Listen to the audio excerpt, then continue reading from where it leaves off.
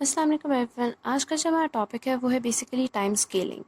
ठीक है, तो a signal can be scaled by replacing independent variable T और एन बाय ए टी और ए एन।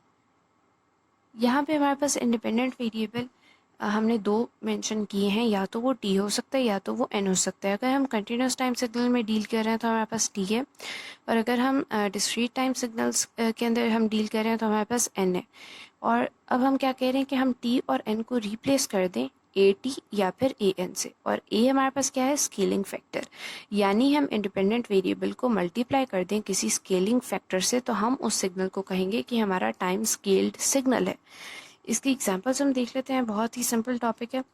तो ये हमारे पास एक नॉर्मल सिग्नल है, ठीक है, -2 से 2 तक है। 2 इसका एम्पलीट्यूड जा रहा है।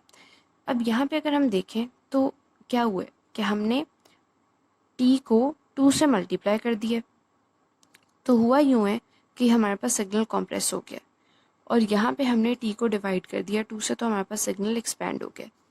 कॉम्प्रेस के केस में हम देखते हैं कि हमारे पास ए जो है वो हमेशा 1 से जब बड़ा होगा तो हमारे पास सिग्नल जो है वो कॉम्प्रेस हो जाएगा, ठीक है, उसका जो पीरियड है वो कॉम्प्रेस हो जाएगा।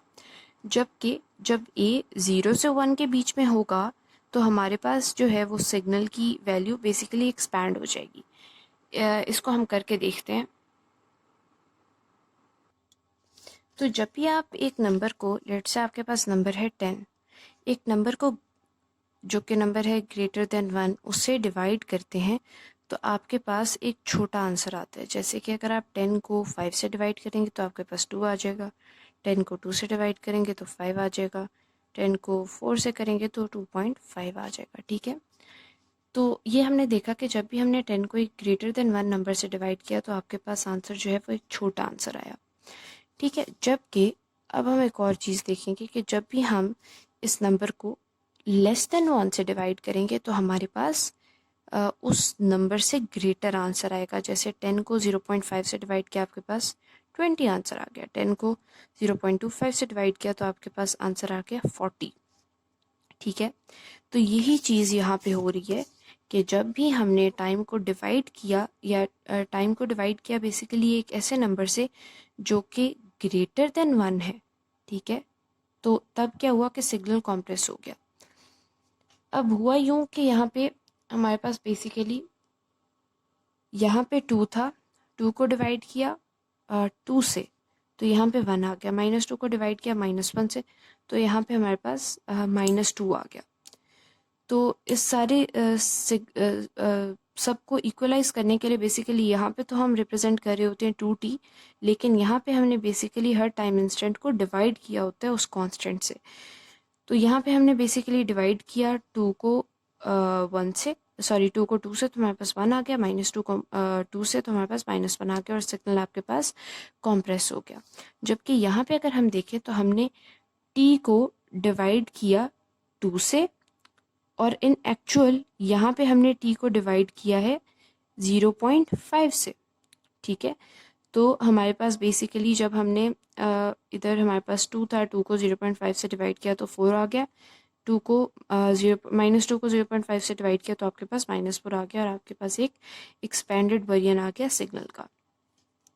अब इसके अंदर हम एक चीज़ देखेंगे, बेसिकली ये है, अच्छा हाँ जी, यहाँ पे आपके पास एक्सपेंडेड है, और यहाँ पे हमने देखना है कि ए जो है उसकी रेंज क्या है कि वो 0 से 1 के बीच में है, 1 से छोटा और 0 से बड़ा। इसकी जो हमारे पास एक प्रैक्टिकल एग्जांपल है वो है हमारी यूट्यूब वीडियोस।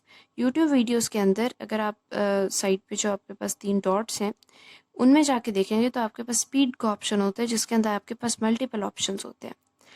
जो ऑप्शंस आपके पास ग्रेटर देन 0 हैं, जैसे कि पहले आपके पास नॉर्मल होता है, फिर आता है 1.25, फिर आता है 1.5, 1.75 एंड 2।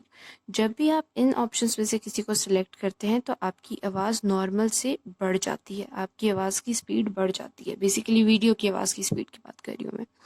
फिर आपके पास है 0.25, 0.5, 0.75, ये सारी।